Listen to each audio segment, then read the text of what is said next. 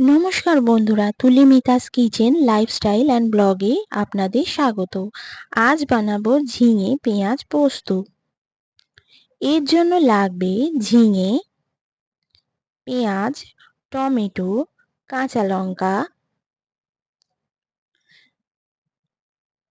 পোস্ত বাটা, হলুদ গুঁড়ো, নুন, চিনি এবং রিফাইন অয়েল।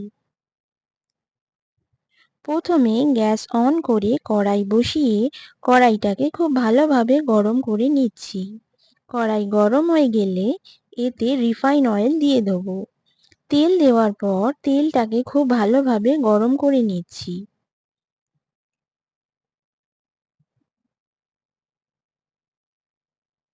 তেল গরম হয়ে গেলে এতে পেঁয়াজ কুচো দিয়ে পেঁয়াজটাকে সামান্য ভেজে নিচ্ছি।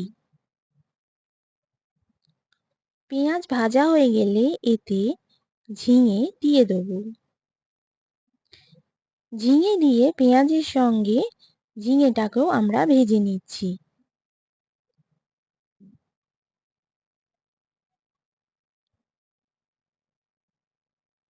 ঝিঙে এবং পেঁয়াজ ভাজা হয়ে গেলে এতে আমরা চেরা কাঁচা লঙ্কা দিয়ে দেব।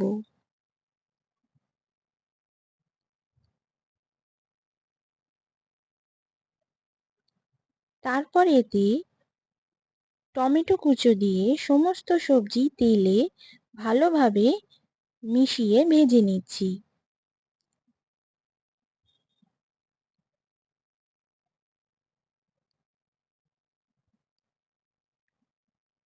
এবার এতে স্বাদ মতন নুন দিয়ে দেব। তারপর এতে হলুদ গুঁড়ো দিয়ে দিচ্ছি। হলুদ ও নুন দিয়ে সমস্ত সবজির সঙ্গে ভালোভাবে মিশিয়ে নিচ্ছি। এরপর গ্যাস সিম করে দেব এবং চাপা দিয়ে 15 মিনিট আমরা রান্না করে দেব। এই সবজিতে কোনো জল অ্যাড করব না। ঝিঙে এবং পেঁয়াজের জলেই সবজি সেদ্ধ হয়ে যাবে। 15 মিনিট পর ঢাকা খুলে দেখব সমস্ত সবজি সেদ্ধ হয়ে গেছে। যে জল বেরিয়েছে সেই জলটাকে আমাদের পুরোপুরি শুকিয়ে নিতে হবে।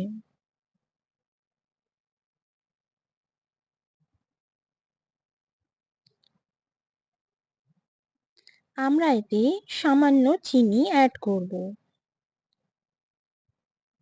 এবং জলটাকে পুরোপুরি আমরা শুকিয়ে নিচ্ছি। জল পুরোপুরি শুকিয়ে গেলে এতে পোস্ত বাটা দিয়ে দেব। পোস্ত বাটা দিয়ে সবজির সঙ্গে ভালোভাবে মিশিয়ে আমাদের ভেজে নিতে হবে।